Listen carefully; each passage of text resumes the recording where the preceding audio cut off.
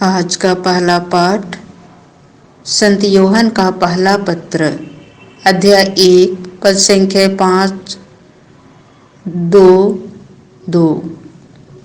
हमने जो संदेश उनसे सुना और तुमको भी सुनाते हैं वह यह है, ईश्वर ज्योति है और उसमें कोई अंधकार नहीं।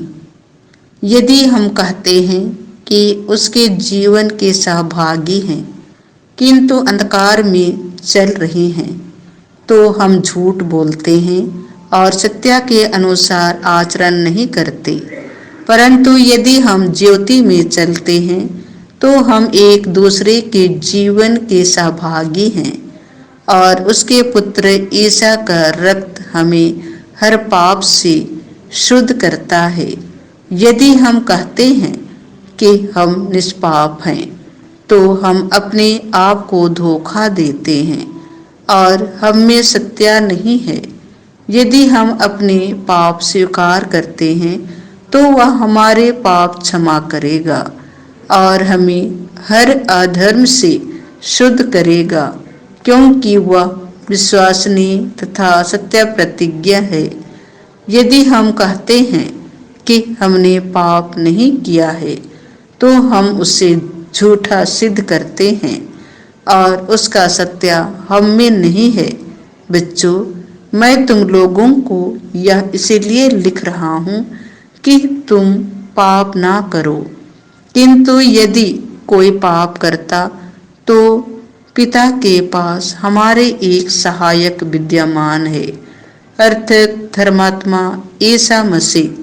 उन्होंने हमारे पापों के लिए प्रायश्चित किया है और न केवल हमारे पापों के लिए बल्कि समस्त संसार के पापों के लिए भी।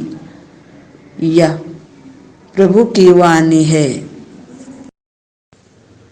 संत मत्ती के अनुसार पवित्र सुसमाचार, अध्याय 2, पद संख्या 13-18।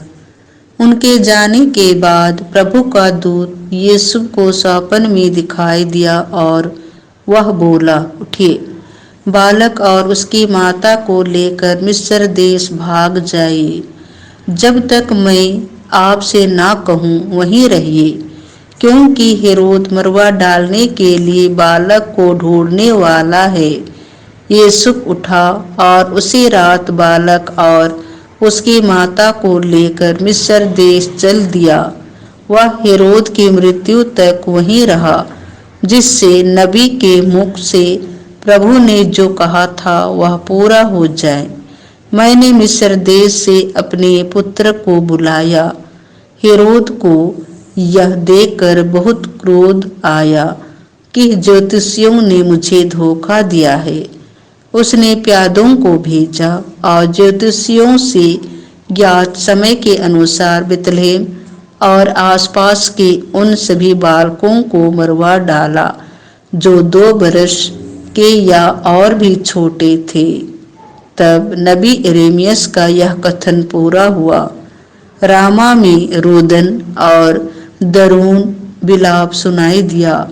रखेल अपने बच्चों के लिए रो रही है और अपने आंसू किसी को पोंछने नहीं देती, क्योंकि वे अब नहीं रहे। यह प्रभु का सुसमाचार है।